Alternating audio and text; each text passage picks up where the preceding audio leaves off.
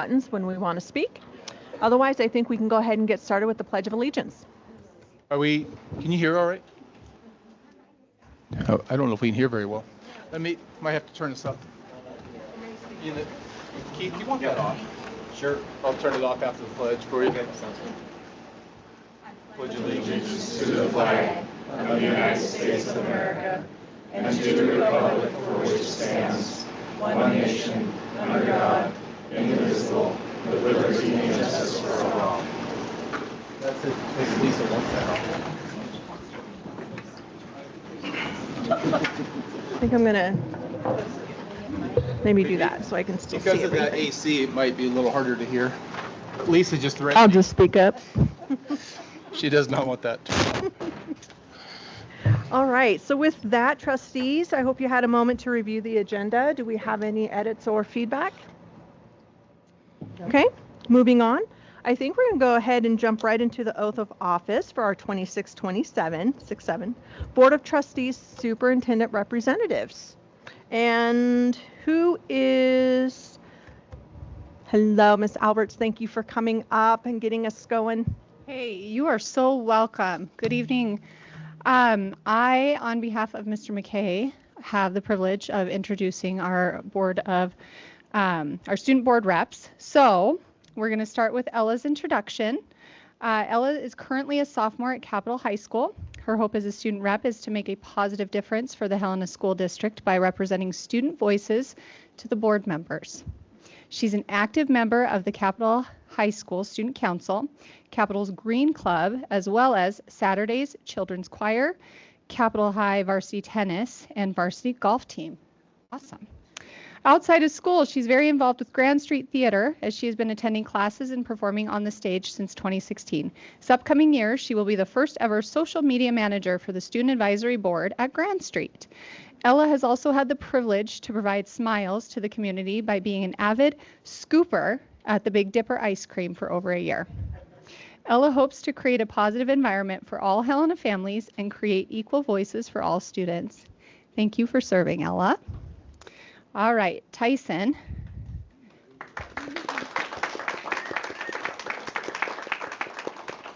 Tyson, Helena High Student Board Rep. Tyson is currently a junior at Helena High. In the 2026-27 school year, he will serve as a student body president, vice president of Bengal Buddies, vice president of Key Club, a member of the National Honor Society, a member of Link Crew, and a member of the Helena High varsity football team. Outside of school, Tyson is an active parishioner of St. Mary's Catholic Community and is a chairman on the Catholic Youth Coalition Board. As a board student representative, Tyson wants to provide a voice for all Helena students as well as to increase their inter-district connections. Welcome. Thank you, Tyson.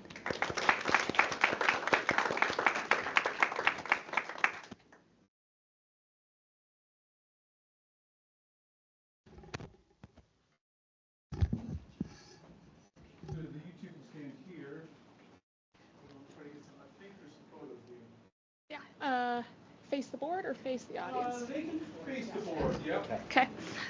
All right, so this is your oath of office. Parents, you get pictures? All right, first off, congrats on your appointments. We are excited to have you. Now, if you guys would just please raise your right hand and repeat after me. I do solemnly swear that I will support, protect, and defend the Constitution of the United States and the Constitution of the State of Montana, and that I will discharge the duties of my office as student representative to the Board of Trustees with fidelity. Great, thank you.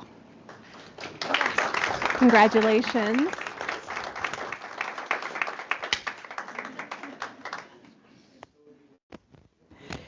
Thank you for that. We are very excited to have you both on the school board and know that you'll represent your respective schools proudly. All right, with that, I think we can go ahead and move on to our superintendent's report. We might march him back up there for a photo op. We'll do that later. Well, all right. It's as Candace had mentioned, it's been a minute since we've been in this room. Feels like it's been several months before we've had a meeting, so welcome back. Trust that you all have had a good summer so far, and as we're talking, golf starts tomorrow, football on Friday, and from a student's lens and their perspective, summer's over, school's starting. My recognition, I have some guests that are going to help out, so I'm going to roll through mine fairly quickly and then save some time for our guests to help in their presentation. But this time of the year, it would be remiss in the 30-some years that I've been able to do this. The summer is really remarkable for a group of individuals, a group or organizations throughout the district. One is our maintenance, Todd Verrill and Rob Brewer, and those individuals that have been just going from the day that students walked out and staff walked out of our buildings, they picked up and they have been going nonstop and will through the first 2 weeks of school as we are moving chairs and equipment around trying to meet the needs of staff and staff orientations. So I want to thank Todd and those and his team. Sam Holman, not quite even a year under her belt, and closed out the 25-26 school year budget, started up the 26-27.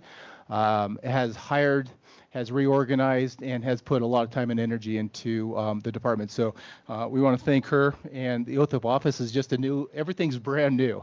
And so as we go through it, year 2 is going to be a little easier, but year 1 is still unfolding as Janelle had left us in December. So we still don't have a full year under our belts. Some things that have happened in recognitions, our SAC service, 176 students were served for SAC. Our summer school over at Bryant, we had over 150 students during summer school. That went extremely well. We have things coming up, such as Helena Education Foundation and Helena Education Association are pairing up with our admin team to welcome over 44 new hires to the district. And so when I say 44, that is a remarkable number throughout the summer. That means in about a month and a half to 2 months, Carrie and her crew and Josh and Justine and our team have put a lot of people on board. And so replacements and/or the hiring process was in full effect all summer long. People often ask, "What do you do in the summer?" There's a lot going on. There's a lot happening. I also want to just Cassie and Molly, paraeducator and teacher of the year. They're both there. We'll have them in front.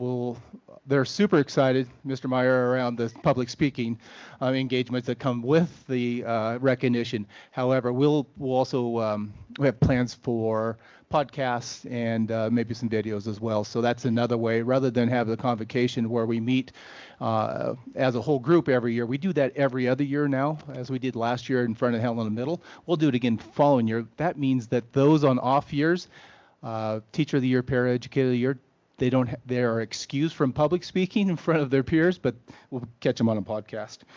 And then, as you have seen here lately, I'll run right into new business. We're chasing water and DEQ regulations of what that looks like, and they've asked for communal water supplies to be tested. There's some things that have been developing in testing of water and new chemicals, and so they want us to do that. So that's what you've seen here lately. We were out, Jim Darcy addressing the staff there, and you saw the emails come through. And then another one, unexpectedly, we got the results back on the Rossiter, and so we met with the Rossiter team. I'll tell you a little bit how we got them. They were at Bryant with a training, and so we were able to get over there about 2:15 and address what looks like to be a positive test out of a faucet. And just real quick, as we were testing the water, they came out of the faucet, and so when the faucet comes and hits as a positive or a monitor status that we need to pay attention to, what we want to do is make sure we test the well, and so you have to back that up. And so instead of being at the faucet, you got to go back to the source, and we really want to get fresh water out of the well. In Jim Darcy's case, we had to put a new cap on the well so we can get fresh water out of the well, as we didn't have access to that. And then we'll find out what those results look like, and then if they're negative, then we know that there's something on the faucet side. So we got to go to the well first, and that's the same thing what we just talked about with our roster team, is that we got to open that well up, get fresh water, and then trace it back from there. It's really around what we're testing, or what the DEQ asks us to test. all things waterproof, the chemicals that are on top of waterproof pants, things that are inside of a Happy Meal, inside of the box to keep the moisture from going. It's just those chemicals. They're called forever chemicals, and it's new. And so it's that's what we're chasing, and we're going to find it. And it's also in Teflon tape. And if you put your joints together in plumbing, it's in Teflon, and so it might have spiked. That's why it's in the. We tested at the faucet, got a hit, so now we got to back it up. So that's what we're up to, and we'll keep you posted as we move through that. We had a really great AA Summit, Superintendent Summer here this summer. That's a lot of S's. We ended up asking the assistant soups to join us, the business managers, the IT directors, and the HR directors. And so we had quite a cadre of individuals. I do want to shout out Brian Michelotti, the Montana High School Association. We often, when they were developing and building their new building, they were meeting in here. And so they reciprocated that and allowed us to be back in their building, their new building, if you will, in the Gulch. And so we were able to hold 40 to 45 people there. We had them at our house on Wednesday night. Then we met Thursday, had another dinner at Montana City Thursday night, and then we all left on Friday. But it was really well attended and very well received. So we had a good turnout there. You'll see on that second page of my superintendent report, there's also a host of new admin. Some are here with us tonight, but as you can read through those, in this, where we had Rossiter at Bryant because their floors were being done, so we held a training there. But Diane Groves with our consensus process, consensus budgeting, consensus leadership. She's been with us now in the spring. She was here twice with new leaders and their building. And so going in, working with the new principal and their staff in a transition growth opportunity.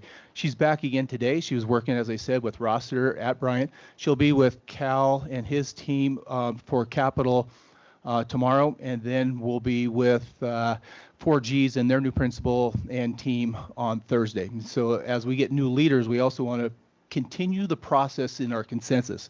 I truly believe that has changed the culture across the district, and we want to continue to that opportunity, but also teaching new people the process as well, so we don't forget it as we have in the past. So that's taken place. 26, 27 staffing and operations. We're really close. I've talked to Carrie this weekend last. We're still in the last stretches of hiring. We still have a few positions open. Not uncommon, but a little unnerving as close as we are. I did get several of your academic performance indicators back. Again, those are, I'm asking for suggestions. I'm really not asking for their approval. This is an operational need. But once we get what it looks like, we'll bring it back to Teach and Learn and the full board for perusal. But it really is around what it looks like from an operational sense, and then we'll make sure we bring that to you as we develop it. Long-term planning, or as some would say strategic, well, let's call it long-term planning. And that I secured an individual that wants to speak in front of the board and talk about the process and the outcomes of what he and his company can do. I have two more in mind. There'll probably be 3 to 4 opportunities for us to listen to see what's our best chemistry, what's our best fit. So that'll be coming to us later this fall.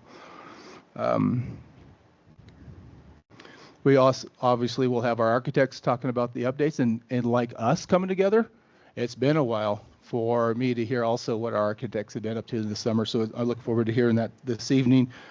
And then beginning of the year activities, a lot going on. But one that I'm most proud of, that I think that really signals the strength of our teacher union in our district, is supporting our newest teachers. The statistics I'm sure we'll hear tonight that those newest to our occupation often leave us within the first 5 years if they don't feel supported. And I always felt like that was really a real big need for us anywhere I've ever been, but really supporting teachers with teachers throughout. And it's not just the instructional practices. It's more around, how do I survive this semester or this quarter? How do I get to Christmas? And where do I find the answers? And so that's really what we built. I'm thankful that Jane has individuals at the middle school, elementary, and high school that have partnered with her to build the program. And so if I wouldn't be too much to ask you, Jane, if you want to bring your team up, this is the time that I'd love for you to give us a little update on where we're at and where we're headed. By the way, as they're coming up, you'll notice that we do have new teacher orientation coming up this Friday. That's the tour train and all of that. And so next Friday, excuse me, not this one, I'm 1 week ahead of myself. So Maria, you want to take it away? Yeah. Thanks for being here. I'm Maria Foote. I work at Capitol High School, and I'm the high school coordinator for our mentoring program. We have had such positive feedback about the new mentor program that we're going to do. We sent out a call in May for teachers to fill out an application, and we were flooded with them. People wrote some really inspiring letters about why they would want to be a mentor to somebody coming into the Helena School District. And it definitely made our job really hard to choose people. But we have made over 40 matches and still working on it because we still have some names coming in. But we're really excited about what's going to happen with that. Next Friday is our day for it. In the morning, Jake, Jill, and I are going to meet with the mentors and do some training about what this new program looks like and sort of the expectations with it, which I think Jake is going to cover with you guys. But that'll be what we do. We have a whole day thing planned for them and stuff. The one thing I wanted to show you is we have a new logo and everything. Our thing is called Forward Together. And it's kind of what we're using on all of our media stuff. It's in our book and everything. Do you have copies for them? Perfect. Yeah, we did. Okay. I thought that was my packet.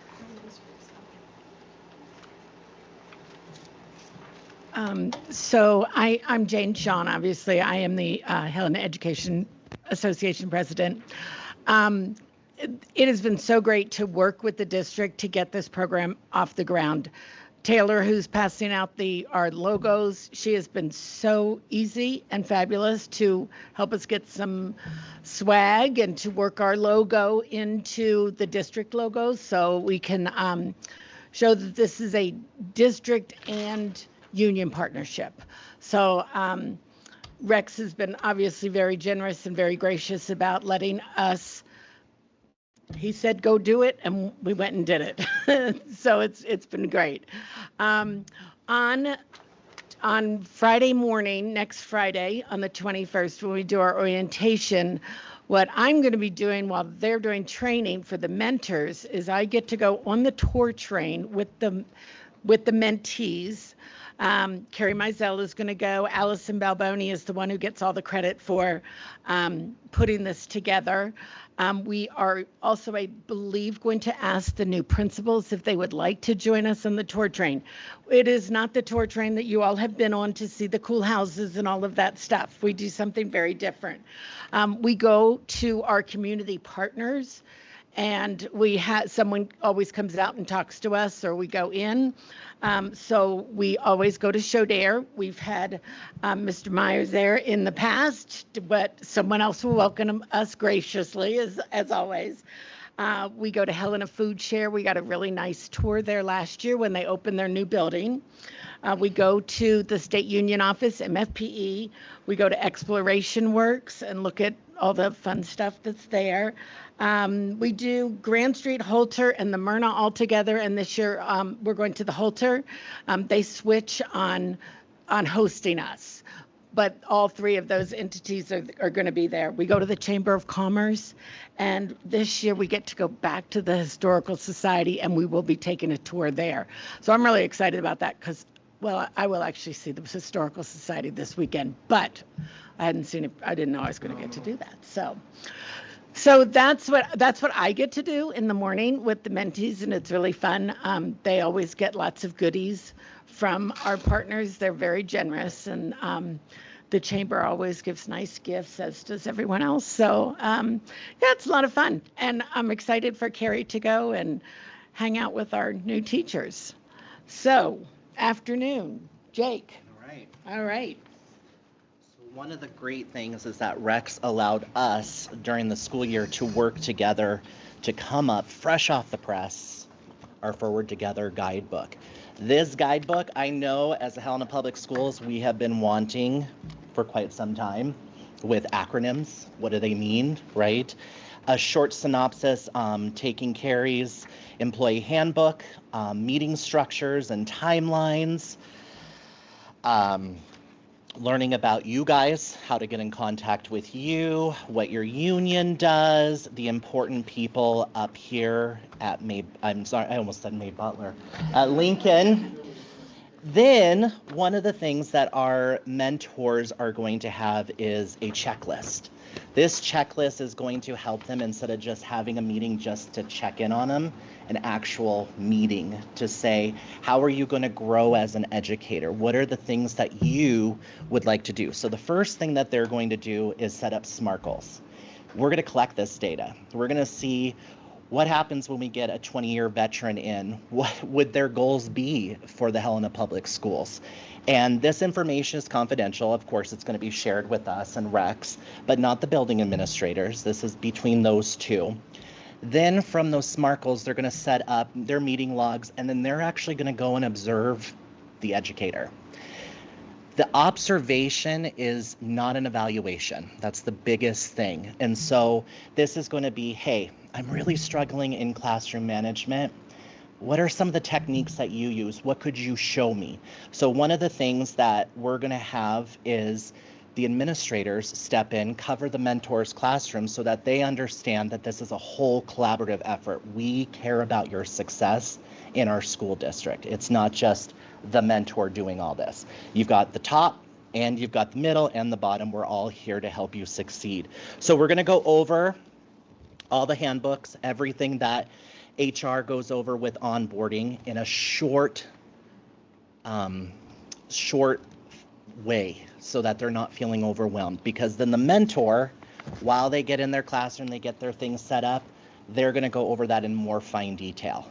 And we're going to hit HEF hardcore so that they apply for those grants so that they know that our community really helps and supports them. So there you go.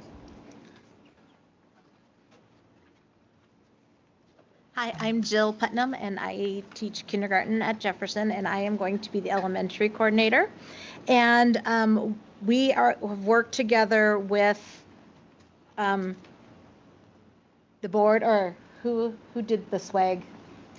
Taylor. And yeah, she did a bag, t-shirt, notebook, pen, stress ball, all kinds of fun swag that we can give to the new employees, new to the district. And then all of the HEA members, we've asked to donate some of their loved but no longer used equipment. You know, and some people gave old math workbooks, but you have to think in a new way. Maybe a student is working ahead. Here's some extra things that you can do. Or maybe a student is a grade level behind. So here's some works that you can work on with a para. So we have lots of fun things that they can pick up and bring it to their classrooms. Also, HEA and HEF are providing breakfast and lunch for all of the new employees and their mentors. And it's just a day where everyone can feel supported, encouraged, excited. And oh, here's a picture of the swag bag with the new logos on it. Ooh, so fun. Ooh, yeah. So just, you know, this is a program that I think is going to bring a lot of community love and appreciation to all the teachers. So thank you. That is very, very exciting. Have we had something like this in the past? So we've always had a mentoring program, but for the most part, it's been a curriculum-based one. So it's you get a grade level kind of mentor, right? And what we really wanted to do was say, that is work that we find very important, but we believe it's done in the PLC time. So we've already got that built into our weekly schedule to have PLC time with your grade level. We want this to be in the building, proximity. What are the fun things we do? Go take them, sit them at lunch, bring them to the staff lounge, you know, all those kinds of things that build that collegiality in a bigger way through their building. Oh, that sounds wonderful. Yeah. And so what was it? Was the number 44? That's really Yeah. impressive, like across all the buildings then. Mhm. Yeah. That's so exciting Yeah. that there's so much interest in it. Yeah. Yeah. It's been great. That's It's great. been great. All right. Well, thank you guys for all the hard work that you do. I know that that probably took a lot of your summer, but we certainly appreciate the support you're providing. All right. Thanks, Jane. Thank you. Maria, Jill, Jake, thank you for your work. And those booklets and the process just didn't fall out of the air. I mean, they've been putting a lot of time and energy into it. And so I would remind you that season 2, it will be better than season 1, and we are entering season 1. So there's some growing pains, but we'll get through it. So moving on, the transition to our new website, we had talked about that in July. It's a lot of work transitioning a website. There's a lot of material in there, as Gary and Taylor would like to note. We'll see that come into reality probably in October. I think it's the late fall, mid-fall before we see the full website, which then also is the performance or the data dashboard that lives on that new website will be there as well. We do have with Taylor, our communications chamber, working with our architects and their teams. We do have groundbreaking now for Helena, our Capitol and Kessler coming up. So look forward to those as well. And then the other, a host of meetings all summer long. And so you see the outreach that's put together there. But that is my superintendent report for the August. It'll be a little more robust coming September. Thank you so much. Yep. Any of our trustees have any questions or comments? Okay, well, I can't wait to really kick up the school year and get things moving along. For the Capitol High School, the brews and blueprints, but like this is still happening at Capitol, right? Yes, yeah, like we did at Helena High. We just took that date and moved it to the site. Gotcha. Okay. Looking forward to that too. Okay, I think that go and puts us into the general public comment. I'm just going to ask, do we have general public comment in person? I can't see it. Do we have any online? Okay, all right, good. Well, I think we'll just go ahead and move on down the agenda. Let's see, new business. We have some items for information, which will be our school projects. If I can go ahead and have Kessler come on up and let us know how things have been going.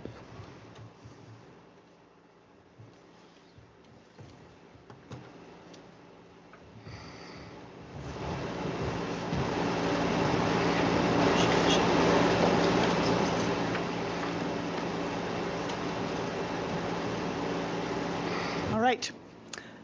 Happy to be in front of you again. Kay was saying it felt like a long time since she'd seen me, and I can tell you the time has flown. There's been a lot going on. So some of this will be a report from the design side, and now we have some progress on the GCCM side. So Troy Ford with Golden Eagle Swank team is here to represent that work as well. Just a quick agenda about what we'll cover. I'm going to try to go through things pretty briefly here, but if you have any questions, please feel free to ask. We always like to start every presentation with these guiding principles. You've seen them, heard them many, many times, but again, these are what we come back to when we, run into a stickling point or trying to figure out a design, the appropriate solution to the design is coming back to these guiding principles. Where we're at in the schedule, as of August, we have moved from DD into CDs, that's construction documents. We delivered the DD package to the district and to our GCCM partners at the end of July. And so they are going through that benchmark pricing effort right now. And we are moving fast and furiously into construction documents, which means tons of coordination, detailed drawing, figuring out all the products, getting everything specified. And that first checkpoint will be a site and foundations package. The target date for submitting that to the city is September 1. So this is kind of what that looks like in the graphic schedule and where we're at today at the beginning of August, right at the beginning of construction documents. Those will be complete towards the end of the year, December. But again, there is this benchmark point coming up very quickly on September 1st for site and foundations. And then our groundbreaking is scheduled for October 7th. So from the GCCM side, I'll let Troy talk about a few things here. Yep, we'll do. Thanks, Gretchen. Yeah, so as of beginning of August, we're excited to get some actual physical work going on the site and get gearing up for the project and for, groundbreaking and digging for excavation and foundation in middle of October is the goal. So far, work completed this summer. We've got all of the temporary fencing up and, a safe, secure barrier around the construction site, away from the playgrounds. We've also done some prep work for Northwestern Energy as they're doing their work starting actually this week. Northwestern Energy is getting going, starting this week, doing the bulk of their work for the year, and then will also hook us up with some construction power towards the tail end of that. We also are doing some utility work, such as relocating water and sewer lines for the existing modular school building that is on site because those utilities were in the way of the new foundation for the new building. Other than that, some other miscellaneous items, preparing the site as much as we can and doing as much work as we can this summer in preparation for groundbreaking and getting going this fall. There's one more slide, I think. Yeah, and on my office side of the fence, or our office side of the fence, some of the pre-construction efforts, currently ongoing. We're in the deep middle of design development budgeting. So budgeting this latest milestone of drawings that the Gretchen and design team has put out. We also have, right now, we're soliciting for the steel contractor requests for proposals and also the electrical contractor qualifications due here in a couple weeks to get those contractors selected and or qualified. We're also doing and preparing future bid packages and getting as much of the office work done as we can in preparation for these upcoming design milestones, and so those can hit the streets and we can hit the ground running. And then other than that, just continuously, working with Gretchen, CT, and the rest of the design team wherever needed, from constructability to budgeting efforts and everything in between. Thanks, Troy. Mm-hmm. So from the design side, again, there's regular updates with the district. We did have a sit-down kind of plan-in-hand review with the facilities group at a 50% DD, and we did another one that was specific to the site plan just last week at 100% DD with the facilities group. They had some really good review comments and insight into those things, so appreciate that effort from them.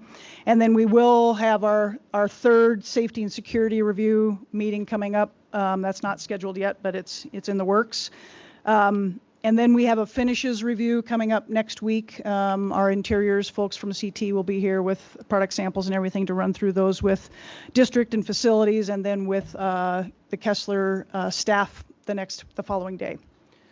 And then in terms of that committee involvement, we did meet with them a couple times during the summer. It's been a little bit hit and miss trying to work with my schedule, work with their schedule, but we did a bunch of interior and casework reviews on a space-by-space basis with them. Again, this finishes review that's upcoming, and we are planning to get some sample furniture to them probably in September for them to try out some things and help us make some decisions for furniture packages moving forward. And we have had a couple meetings with the city. We have another one coming up at the end of August. So there's just a little bit of design update to show with some new renderings, but again, just kind of want to reiterate what the process and what the design has been all about. This has been a design process very guided by the process of engaging people, including all of the students and the staff and the district in a very concerted manner. It's also been a design process that was inspired by context, the wonderful context of the site of Kessler School with these great outdoor amenities, both south and north, including Mount Helena and Spring Meadow Lake. And it's also been very responsive to the site, a very sloping site, and the program requirements of the district. So with that said, again, some of the design influences came into the exterior. design of the building, talking about, kind of those forward-facing limestone cliffs of Mount Helena, as well as just these kind of gentle slopes that we see in the landscape all around us. And bringing those elements and those ideas of ecological communities into the communities of the school in terms of giving some identity and recognition to each one of those learning neighborhoods with 4 ecological communities that we have right here in Montana. And so some of that design update came into the front entry. Again, there's going to be more updates to this because we're working on some new grading issues at this entry, but we're getting there. But kind of a fresh face to this entry where you can kind of see some of the light features that we're hoping to get into that soffit piece that have Ursa Major or the Big Dipper represented there, and some of those warm wood tones coming into that entry, and some of the play of fun columns that are sprinkled throughout the building. And then this view, which looks very similar to what you've seen before, kind of coming around that bend of Silverette and seeing that prominent entry piece.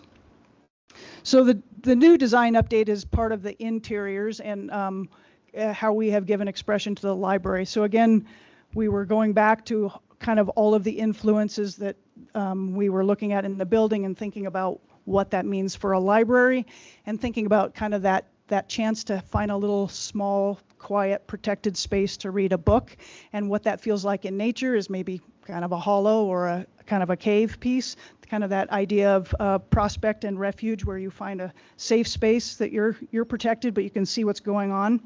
And so this is a good lesson in making sure you engage your client when you have these great ideas, because at first we came up with these kind of really cave-like features in the library, and they were like, it looks really cool and it looks like kids are going to hide, and so we don't want to place where kids can hide and we can't find them. So very good critique. So we narrowed those up. So we made cave-like features that can't be hidden in, but you can kind of see in plan that there is a very serpentine wall system which has seating nooks both inside the library and outside the library, which I think is pretty cool because it sort of gives reflection of what happens inside the library, both outside, and it becomes more of a public amenity that way. When families come and visit, they will immediately see what's going on there.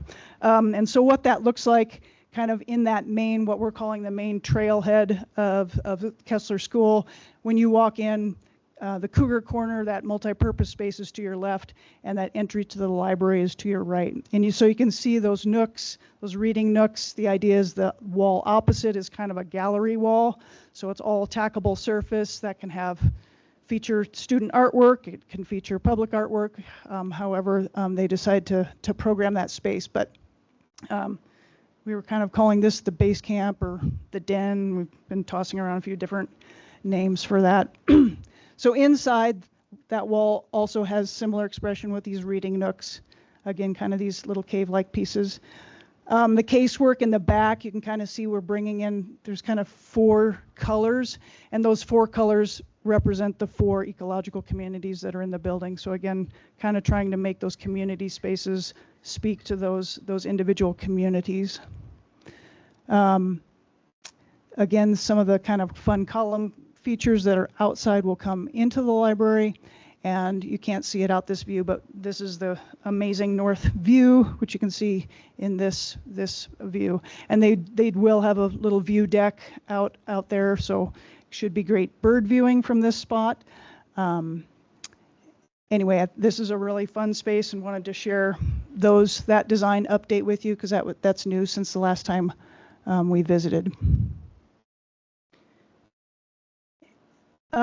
This is just kind of a rehash of the site plan you've seen before, but we're starting to get into some of the more detailed stuff.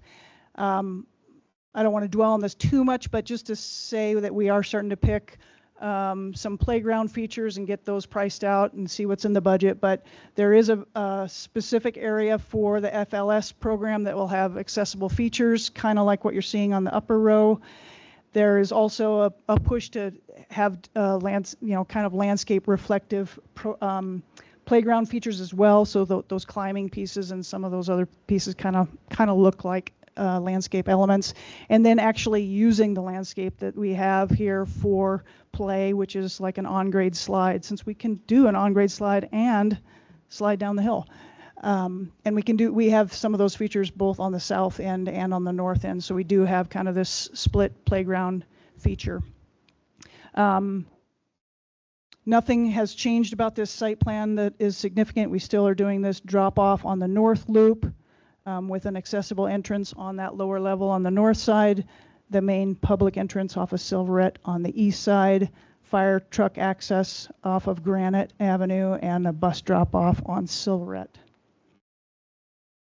And that is, these are images you've seen before, maybe.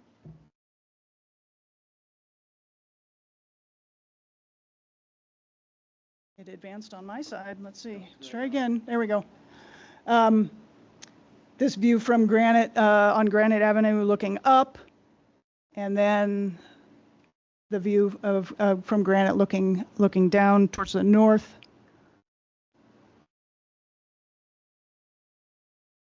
And just next steps, I'll reiterate this foundation and site package goal to hit that September 1st deadline to the city, and our groundbreaking October 7th.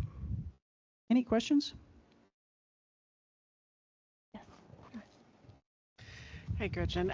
I was wondering, and for Shane as well, all the projects with inflationary cost, how is that impact? Are we able to deal with it, or? Yeah, so that we're next week we will know. Right, Troy? Yeah, for sure. Haven't seen any major hiccups at this point, but we're in the middle of budgeting, and we'll know more definitely next week and go through that with Holting and the district. Shane, you want to address that as well? You might as well. It's something we talk about every Tuesday. What are we seeing there? Thanks, Gretchen. Troy? Good evening, board. Yeah, the biggest thing that we've seen is pretty much our steel's pretty erratic right now. But most of the teams, we're working through that, being able to bring the steel suppliers on board through an RFP process is helping us mitigate some of that. But yeah, there is upward pressure on some of those items.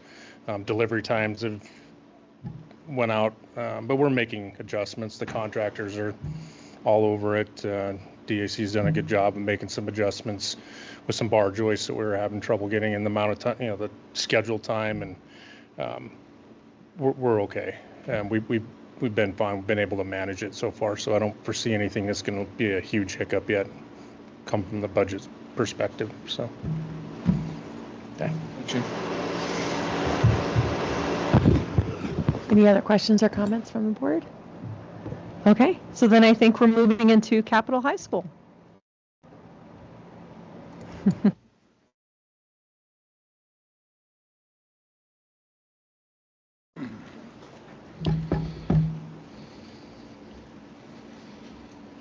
Thank you for having us. Let me get this slideshow rolling here. So you have a few with RTA with you? Yep, I've got Doug online. Good evening. I can't believe summer is almost over. I don't know, there's like a little hole in my heart. It feels like it went way too fast this year, but This will be the next 3 years. Yep. That's with all of our projects though, I think too. But so thanks for being here. Thanks for joining us. We're excited to present where we're at, what we've been doing. And I've got RTA online with Doug, and I will let you know they did do a rebranding and a merger, so they're now SLAM Collaborative. I'll let Doug speak to that if you guys want to hear about that a little bit more. We know them as RTA still, and then I've got Langlis with me as well too, John and Marcus. So the design schedule is as fast and furious as it ever has been. We've got 2 of the 4 packages out. We have our 3rd package getting turned in this week, in fact, and then the final DD or final package, which is the majority of the school, is in December. But we're waiting on the DD pricing to be done. Just so you guys understand really what this looks like, this is 800 sheets of drawings over all 4 of these packages, and these are big sheets. there's a lot of work that goes into this. It's 2 or 3 times the amount of specifications and the spec books that go along with it. So there's a lot of man hours that go into this. A lot of people put sweat and tears into this project. And then these guys sweat and tear all over it reading it and trying to figure out what we're trying to tell them to do. So again, as Gretchen shows, we do have these guiding principles. I'm not going to go through these. You've seen them many times, but these are important. We do actually really try to uphold these as we do the designs and make our decisions. I'm not going to go through all of the different finish boards that we've done with you guys in the past, but we do have this, the Powlets energy. Again, we live in this beautiful place, and we are trying to bring that inside so it doesn't feel cold and dark and not a fun place to be, but we can bring the light and the joy and the sun in as much as we can. And again, we have these zones, right? These kind of different environments, and so there's some merging and some splitting and some overlap, but we have discovery and focus and growth and energy and where these might live. So it's not, too much going on, but there is some beauty in it. And we have some awesome renderings to share with you today. It's about a 5-minute video, but we're some predecessing things we need to share, right? This is the vision and the goal.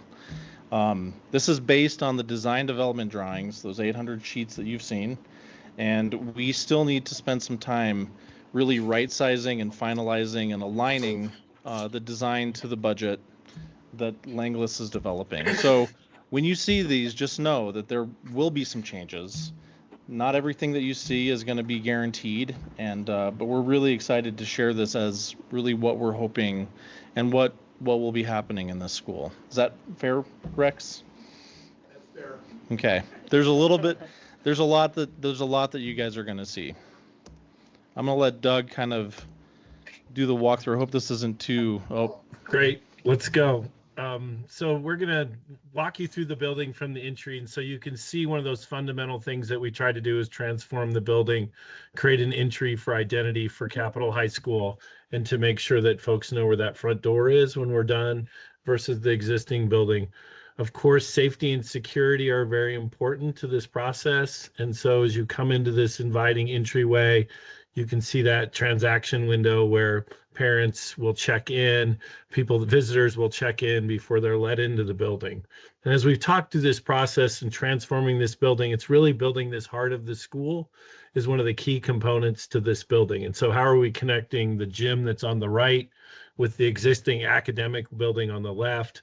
Getting daylight into the building, of course, is really, really important to this process. So the daylight on the north, the library up above that looks down on this space, the connection to the lower level of the building where CTE classrooms that we've talked in the past are now embedded across the building in multiple spaces.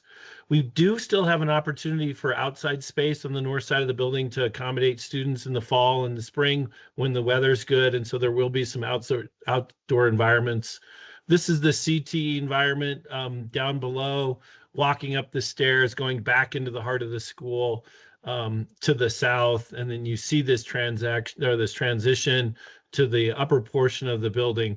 Remember, now you can connect the academic wing on all 3 levels, the main level, the second level to the heart of the school, and from the lower level. And so we're going to go up the stairs here, look out the entry to the north to Mount Helena, the logo that we've got multiple logos, great now, and our access into the library. So the library is on display in the heart of the school, but it's separated acoustically.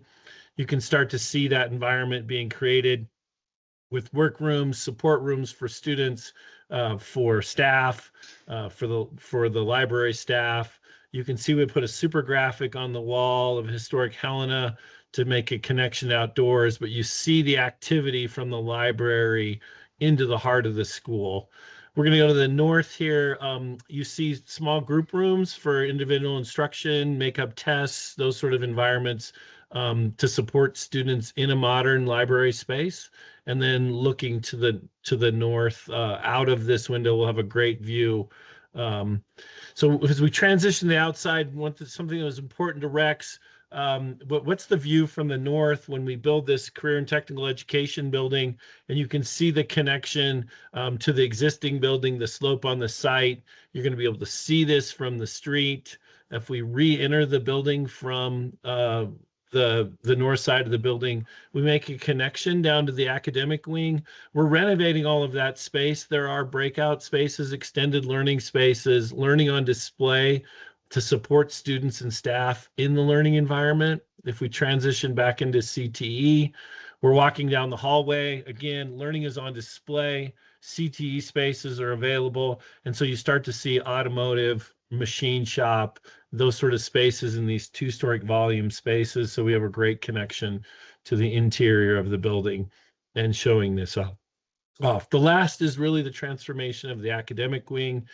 Just a simple classroom renovation as far as new mechanical, electrical, instructional technology, a little bit of storage, and then that connection. Last thing we'll show here is the auxiliary gymnasium, precast concrete, coming down Valley Street, making that connection on the corner, and then the interior of this auxiliary gym with cow wall, diffuse light, daylight. And that's about as fast as I can do that video.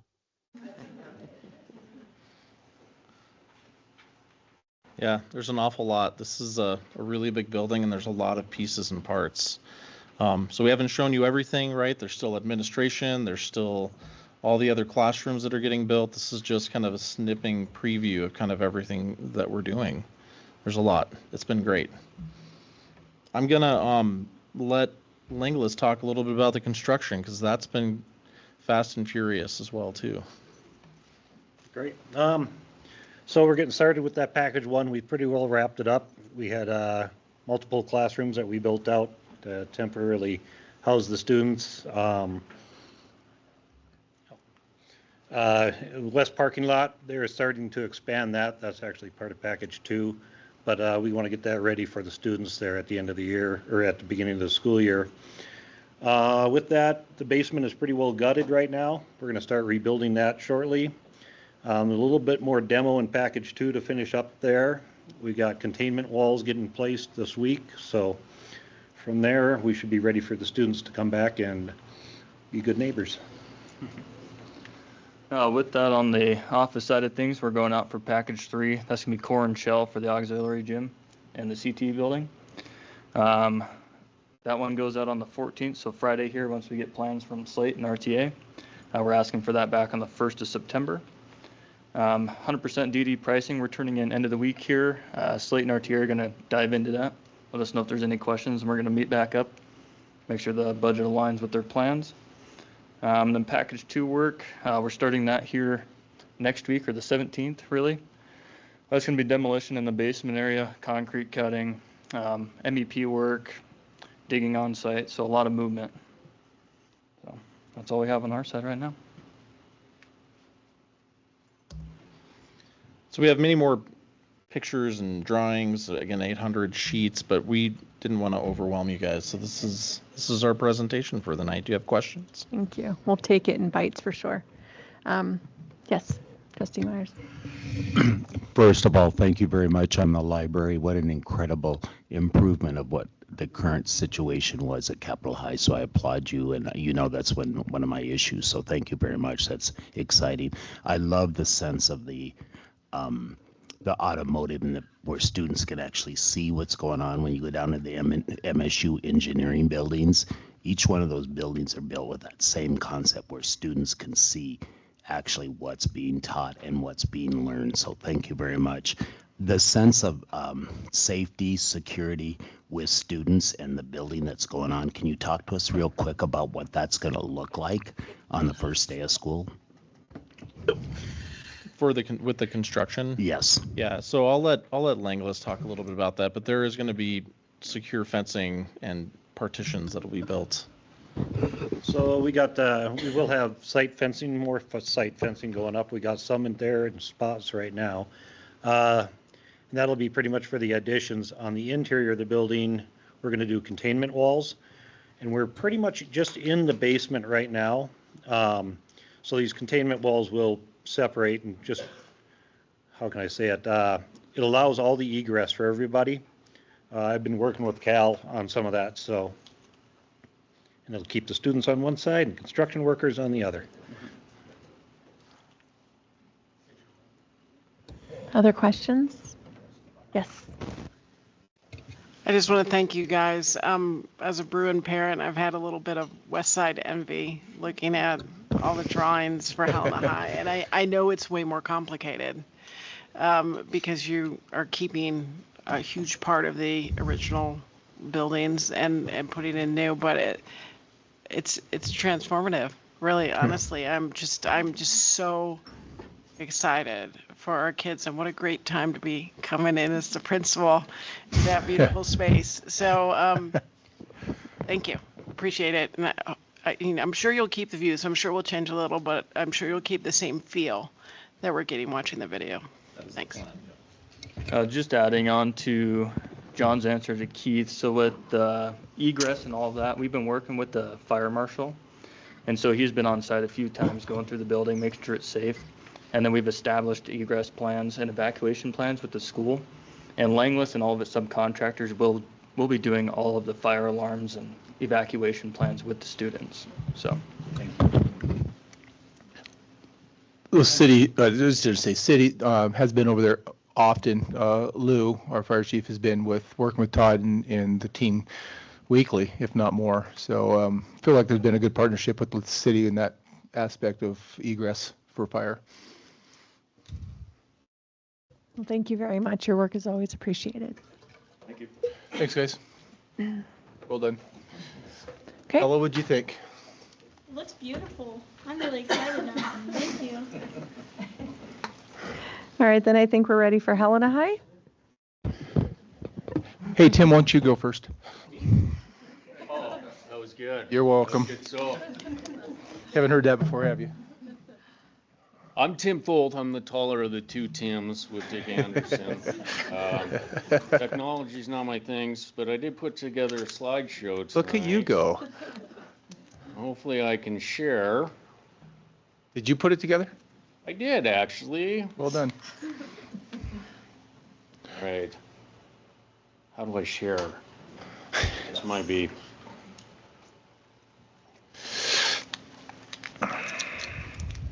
Oh, yeah, that's sure. I'm a Zoom guy. That's all right. Do we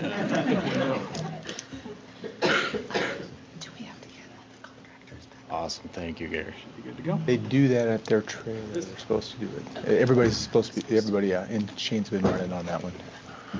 So we should ask, though. We'll start with the district kitchen. Just to start from the beginning, because I know it's been a couple months since we've been here. We bid out June 30th. All scopes of work. So everything, we're not seeing those financial pressures they have because our kitchen now is under contract. We got a great response. We got 60 bids on 21 packages.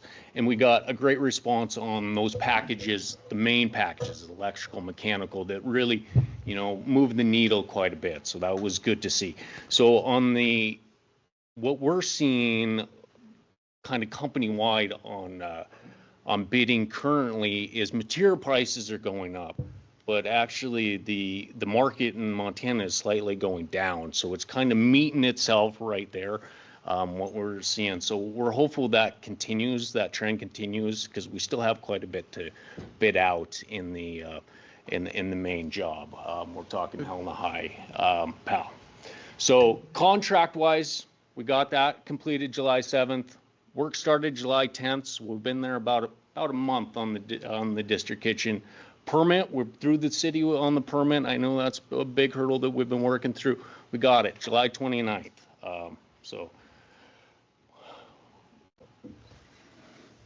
So this is where we're at. I think this is probably a great picture to show that we're maximizing the district site when it comes to the district kitchen. This is we couldn't fit too much more on this site.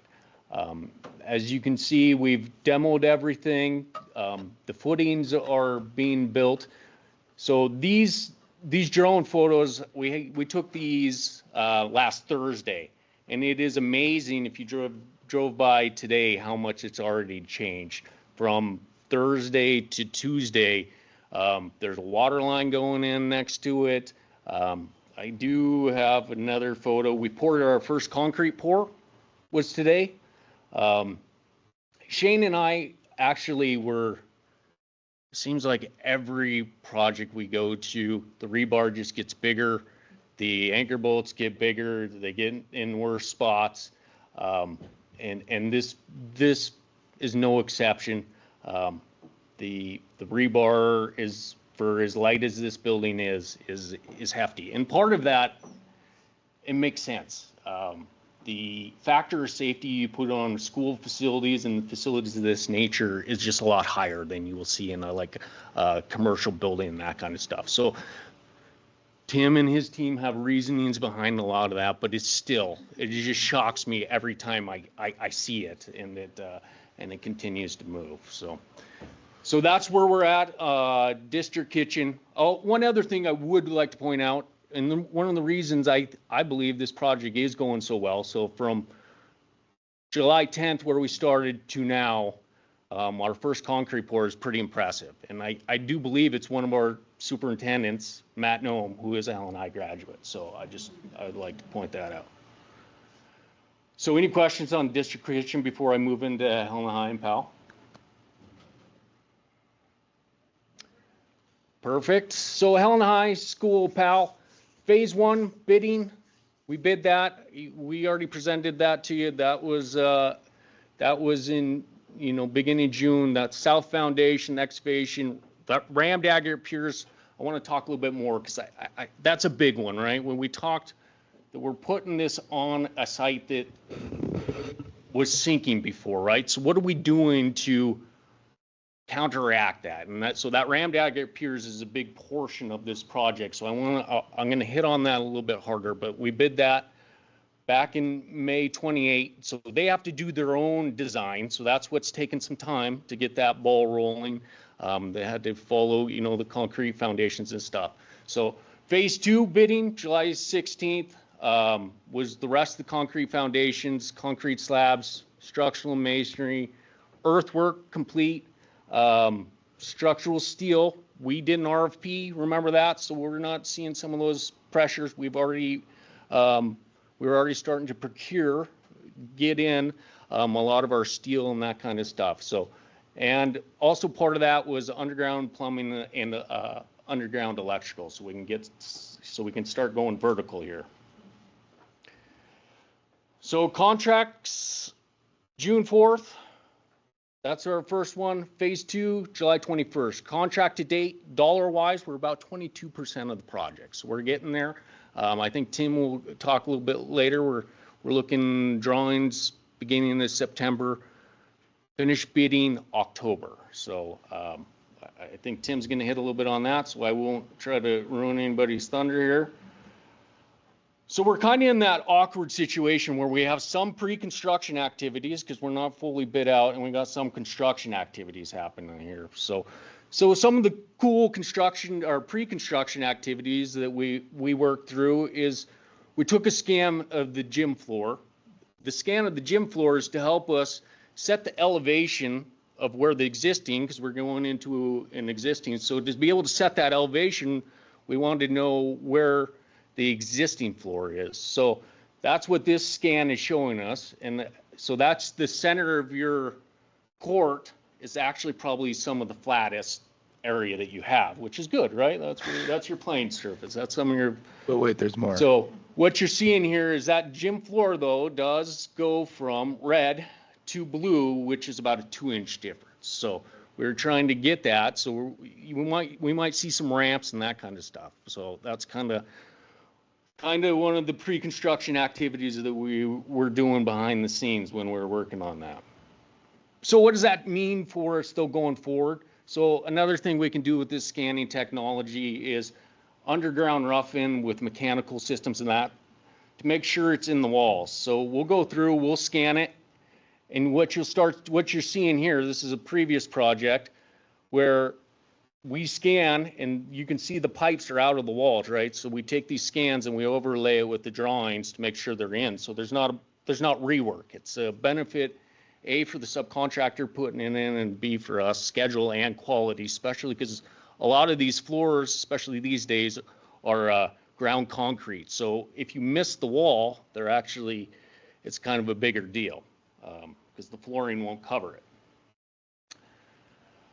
Another pre-construction activity we selected our steel subcontractor already. So they're already working on creating a model that's in steps. So this is Allied Steel's model, working with the structural engineer. We meet with them every Thursday to start going over connection details and that kind of stuff. So this will look way more impressive once it's fully detailed out, and it just isn't. So what they're doing right now, though, is they're taking a look at A&E FSMA's drawings, and they're finding, those things that aren't fully developed yet. And we're helping to develop those activities, connection details, that kind of stuff, and how those happen and start to take place. So let's talk about some fun stuff. Construction activities, we talked about those rammed aggregate piers, and I think this is probably the best picture I had of rammed aggregate piers. So basically a rammed aggregate pier is they auger in about an 18-inch hole. They bring in better material with the skid steer there, the smaller vehicle will bring in better material in the hole, and the tamper in the center will drive it into the ground. So on this project, as you can imagine, we have this is what's holding the foundation walls, this is what's holding your slab up. So to date, we have about 2,618 rammed aggregate piers that are going to be throughout this site. Installed right now, we have about 1,510 rammed aggregate piers. We're about 57% done. This technology, like a lot of technology, started in Germany, in Europe in the 1960s. It kind of developed in the United States in the 1980s, and then it kind of, I've watched it kind of go mainstream since like the early 2000s. We don't see it a ton in Helena because we have bony soil, right? And when I say bony soil, I apologize. I mean, we have cobbles and rocks, so that's what we call bones in your soil. And that's tough when you're on an auger, right? So this works better in really clay soils without those bones in them. So we don't see it a ton in Helena, but we have been seeing it more and more and more. Like the Montana Historical Society sits on rammed aggregate piers. Benefice's new building sits on rammed aggregate piers. So it is proven technology that's been out there for, in the United States for at least 40 years. So.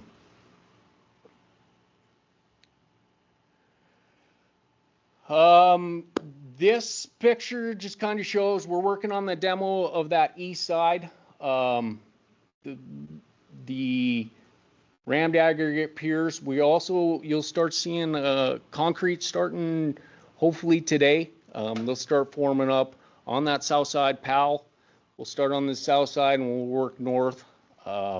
So even if you drove by today, the demo of that east foundation or that east wing of the gym is basically completely gone.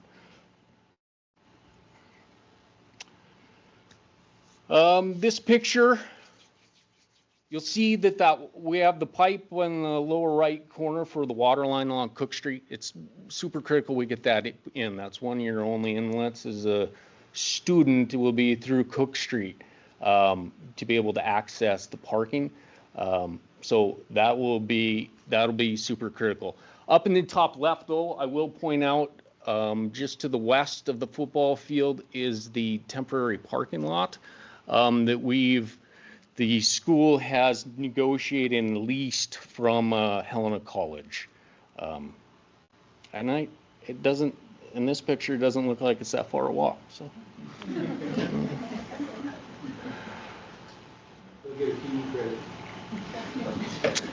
So bottom left is just a picture of that temporary parking lot. I do want to say we used those.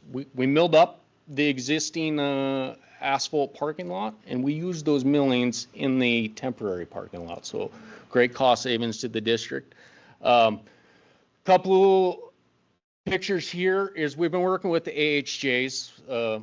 AHJs, your authorities having jurisdiction. So Lou, your fire marshal, is Mr. Welts talked about Chuck Nunley, your building officials. We worked with them to find egress paths out of the gym is our major concern, right? Because those are active, and we cut some of those pathways off to easily exit. So we've had to add some up, a little easier path out to your south now with a walking trail, and that's your art wing. We added a sidewalk around that art wing, going into where the ceramics classroom will sit there.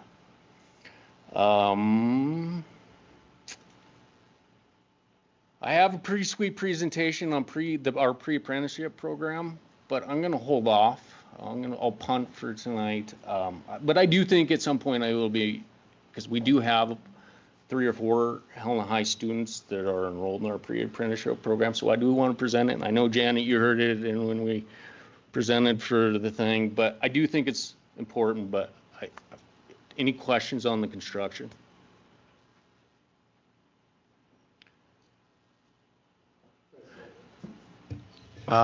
Yeah, so I just want to say thanks for all your work. I've been going to summer workouts, so I've seen the progress, and it's been amazing to watch. Obviously, you mentioned the demolition earlier. I was wondering, how much demolition is going to be happening during the school year? Is that kind of the only thing for now, or how much more is looking to be taken out of the building? That is just that east wing. That east is all we're looking to take out now. I will let the cat out of the bag, though. Here at some point, we will have to take a portion of that art classroom off, but we're not looking to do that until next summer. And you'll also see some demos start probably in that April time frame after basketball, in the interior of the gym space and some of those locker rooms, some selective demos, what we call it, to ready that for fire sprinkler, mechanical, and that kind of stuff. So. Oh boy.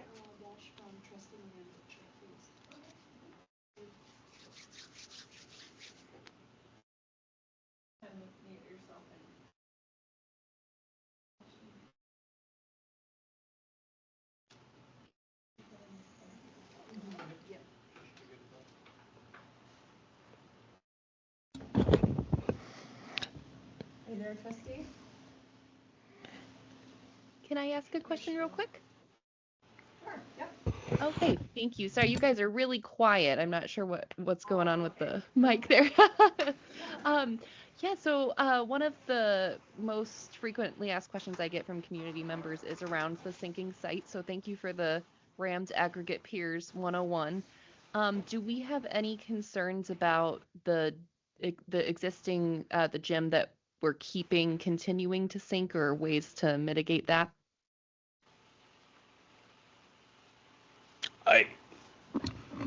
This is more of a design question. I'm going to say no, but I don't want to put words in the design team's mouth for sure. Yeah, it's a really good question, and the engineers have analyzed it from a standpoint of by mitigating a lot of the surrounding soils, as well as diverting the water flow and the water activity underneath that site. It's actually going to mitigate a lot of the activity that might have happened over the 70 years or the decades of that gym foundation, which has not been quite as active from a movement as some of the other portions of the site. But that's how they're dealing with that. Thank you. Tim, just a quick question on the west side of the property. Is that new parking for staff? Is that that is it? I should address that. Thank you, Keith. That is, we did put some additional parking. It's going to be staff only parking on that west side also, and we do have some parking taken up for facilities right now, and we're trying to give some of that back also. So we are working to get as much parking as close as possible there too. So.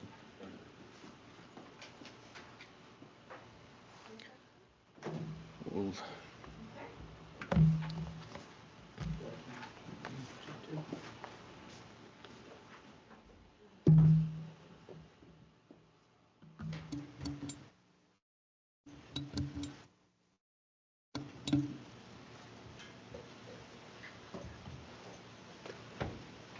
All right. Well, Tim Meldrum with A&E plus SMA, and I am confident that I am shorter than Tim Tholt. And I'm also confident that I'm going to have the least exciting presentation for tonight, which is maybe tables turned. I don't know, but we spent a lot of months listening to my voice. So Tim did go over quite a bit. Our update is going to be probably filling in some of the blanks that he didn't cover. I'll skip over the district kitchen. I think his presentation on that was really informative because it is exciting to start to see dirt moving, concrete going in. We often oversize the rebar just so he will make comments. No, seriously, that is something that I feel like the construction industry overall it starts to trend to get to needs of safer and safer and safer as time goes by, and that's kind of what you see. But school buildings, any buildings that are affiliated with school buildings will show a little bit more robust construction for obvious reasons. We have initiated and begun. We had a kickoff meeting for the athletics, the stadium facilities. It's been just exciting to kick that off and start to have those conversations and get some of those folks in the room. We meet again here coming up on August 19th, and we're going to start to get a little bit more detailed. We start out with a lot of just like, this is the procedure, this is the process, just like we did with the school buildings, but we're going to get into finally getting into sort of sizing and getting more accurate on all the sizing of the exterior kind of locker rooms, the exterior from the main school building, the CHS and the away locker rooms, restrooms, concessions, and then just seating capacity and all the desires and needs of the athletic component of everything. The schedule on that is really kind of stretched out, and that's on purpose right now. We kind of anticipate that we're going to be making adjustments on that. But you can see that we're going to be done with schematic design here not very long from now, a month and a half. But just because a lot of it was done in previous months to develop it enough that we could design the school around that level of design. But the design development and CD phases are going to stretch all the way into next late fall. And a lot of that is simply because there isn't necessarily a great guns hurry to get past that phase at any point, because we can't really do much about constructing it until the existing school is removed. That said, we may have reasons through working with DAC or the district or the owner's rep that we may accelerate that to take advantage of something. We just have yet to run into any of those kind of definitive aspects. Some of this too is also the availability of some of the decision makers during the school year is a little more difficult. So we want to be able to make sure that they're able to take part in that as much as we can. We're in week 17 of our construction document phase. We have hundreds and hundreds of drawings as well, 800 plus drawing sheets like Capitol High does. It is kind of interesting to see. I don't know, it's really kind of a wonderful thing in technology that we're not going to print drawing sets like we once did, and the construction teams can actually operate from computers and touch screens and those kind of things on site. To print like 19 bid sets for that many sheets and these size of sheets would be a little bit sort of damaging to the forests, I believe. And like Tim said, we'll be looking at bid package 3, sort of that more final bid set for the high school and PAL side of things in October. Permit pending on the site and foundation permit for the Helena High School and PAL. We've also initiated the furniture, fixtures, and equipment design process, engaging with the district for not just Helena High School and PAL, but also for CHS as well, to create that consistency. One design team, one specification, consistency around classroom furniture and consistency around sort of that auxiliary furniture that you see elsewhere in the building. And it's very much like a regular design process. They're right now kind of getting into just this kind of drawing on the right is really just already starting to look at just a general classroom. What are the potential layouts? What is the flexibility in the furniture? How differently can things be laid out? and then how many of each kind of make up that one standard classroom. We know that there's going to be potential for future growth of enrollment, and so we want to make sure we're planning for those things. But we're going to only purchase furniture at this point for what we need, and maybe just a little bit more, but contingencies and whatnot.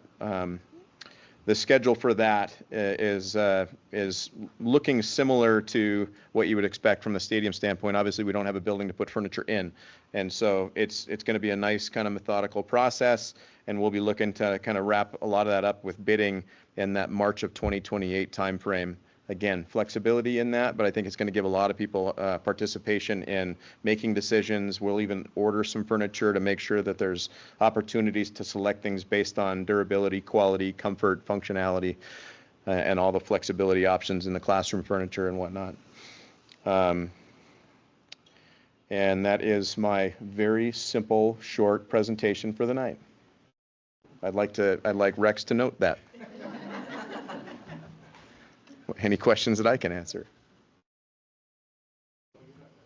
Just really a comment. I want to thank everyone tonight because when I sit here, this is like there's so much division in our community, but not in this room. You have 3 different architectural firms, you have 3 different building firms, you have the owner's rep, you have the administration, you have members of the public, and we're all coming together. And it's just it's very inspiring how you all stay and listen to each other, and how you'll do extra meetings so that you can honor. And it's not easy, Rex, to bring 3 different projects and unite them in one vision for the district. So I think the board, we thank you because it's positive for us. It's a breath of fresh air. We have a big year ahead of us, but it's super inspiring to be here and see how the community comes together for everyone's future. So thanks. Okay. Thank you. Okay. Yes. Thank you. Thank you. Yeah. Ooh. It's like, yeah, and those fans they hand out at the fair. Okay. Yes. Thank you to all of our teams who are helping work through all of this with us and giving us a lot of great hope for the future and what these buildings can do for our students. All right, so I think we're ready to move on to the next agenda item, which is the consent action items. That's better. All right, reviewing those consent action items, do I have a motion in the room? I move that we approve the consent action items as presented. Thank you. I have a motion. Do I have a second for this? Seconded. Thank you very much. I have a first and a second. Do we have any public comments? Any board comments? Okay. All those in favor signify by saying aye. Aye. Aye. All those opposed? Okay. Motion passes 8-0. Awesome, guys. Thank you for that. Okay, and then we're going to move right into our items for action. I think it's okay if we just keep moving through. Number 1, approval of the SAC rate increases for 26-27. I believe we're going to have Ms. Hesh come on up and... We will. Hey, Caitlin, thank you. Dr. Hess, as we now can call her. Really? Congratulations. Yeah, unfortunate in our world is that prices keep going up, and to maintain the level of care and what Kirsten does with our SAC program, we're going to have to, as you'll see before us, is what Ms. Hess, Dr. Hess will talk about, is that we'll have to raise the prices slightly again with SAC, and I see it ongoing. School lunches, whatever else that we're charging for, that it's not a static rate. We got to keep moving with the times. So, Caitlin. Okay, I will be brief and then hand this over to Kirsten, who really makes all the magic happen with SAC. I took over oversight of the SAC program in October when Barb retired, and so I've had about 9-10 months now of working with Kirsten, learning about the SAC program. I'm also a parent of a incoming first and fourth grader, and we utilize the SAC program in the summer. And now I've had this kind of bird's eye inside view of the program. it is amazing what they do. And the need that we feel in the community is really unbelievable. I spent a whole day with them this summer, and I came home and my husband said, "So how was it?" And I said, "I'm coming back as a SAC para. This is what I'm going to do in my summers because it's so fun." And not only is it fun, it's well managed, it's well organized. It's really impressive. As an educator that day, I was impressed that they had a Paralympian come in and talk to the students. And so I thought, oh, this is great for the summer. These kids are getting so much background knowledge. Then we had to sunscreen them all up. They had to starfish, and we had to spray them down and sunscreen them up. And they walked to Memorial Park and came back. And I thought, this is way better than staying home with maybe an elderly grandparent all the time, or maybe by yourself. They're stimulated. It's good enrichment. I was very, very impressed. Not that I would think anything less, but it was a fun day. Taylor has been working to help promote the program for us, getting a media campaign out there, letting parents know this is what we do for summer care, this is what we do for after school and before school care. It's a high quality program. It's convenient for parents during the school year. You have them, they stay either at school or with their peers if they have to travel to a different school. I think we've kept the rates very competitive for many years, probably a little too low for our competition. And so this year, and particularly this summer, I've spent a lot of time with Kirsten, and Michelle Schwain in the business office has helped us really comb through the budget and do a budget analysis. It's a self-supported program, which means that the revenue that comes in from parents paying for their child's care is what we're using for our expenditures as well.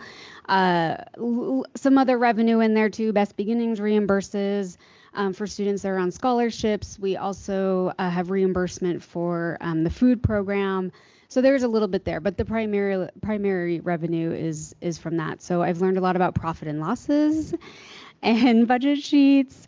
And I think we've landed in a good place where we feel confident with these price increases. So, Kirsten.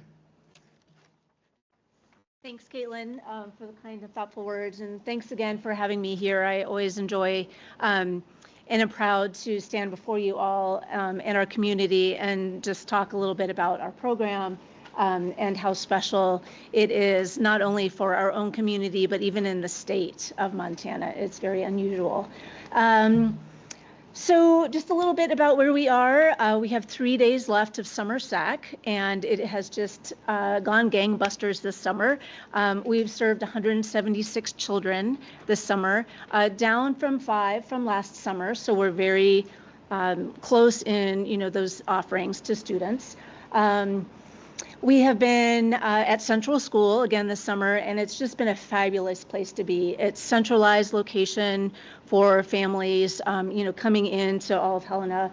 It's great. It has air conditioning. We haven't had air conditioning in the past, and it sure is a game changer and makes a difference not only for students and staff, but just like at the end of the day, like how everybody is feeling together, like joining in all the sweatiness of a non-air conditioning building. And so it's been fabulous there. The last week, we historically go up to Camp Sunshine up on the Little Blackfoot River. And so I got everybody out of the camp this afternoon and headed back into town, got everybody signed out, and was racing across town. And I was saying to Caitlin, like, okay, I'm going home and I'm change and grab something to eat. And she said, okay, we have a couple minutes to bond stuff. It's like, okay, I'm going to take a shower also. It was short tonight, though. You had to get here fast. So anyways, it's been a really great and fun time up the camp. We had 96 students today. And so it is certainly entertaining.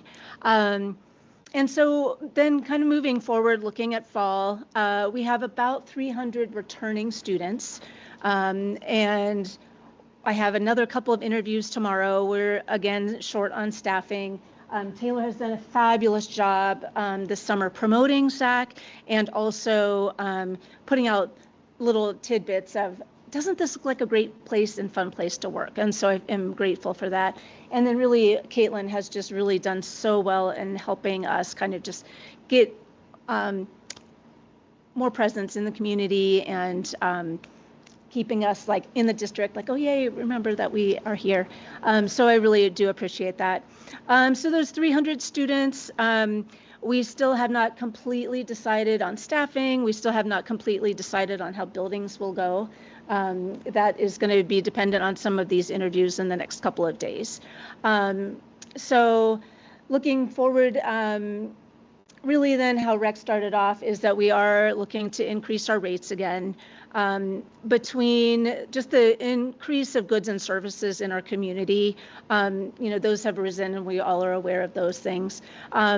There's also been the increase for staff, the raises this year, and then also the influx of cost for insurance as well. And so those are things that we tackle as part of our staffing with the SAC program. So all those kind of combined, we are looking to increase rates.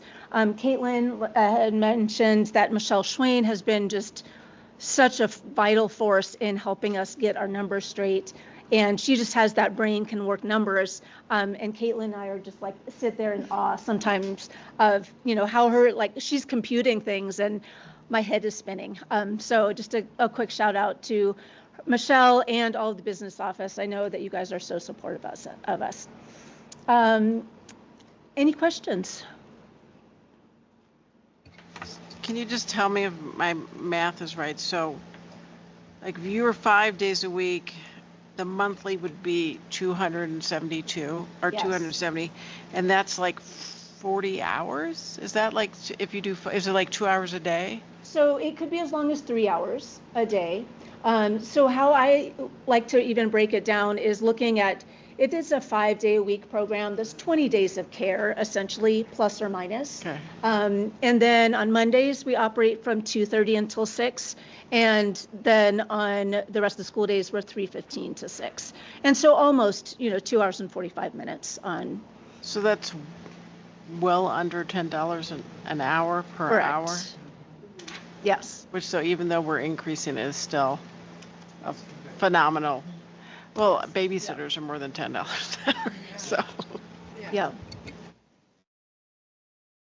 Thank you for pointing that out too. I think it's hard when you see a lump of sum like just added to it, but really when you break it down, we're very competitive. We're one of the most competitive programs in the community. It's just such a great service, and not only that, the kids get to remain with their peers, and then they'll also be like support. And it's not like you're just plopping down in front of a device, right? You're getting structure and you're getting engagement. So, thank you for doing what you do. Yes, thank you. Well, and thank you all for supporting us.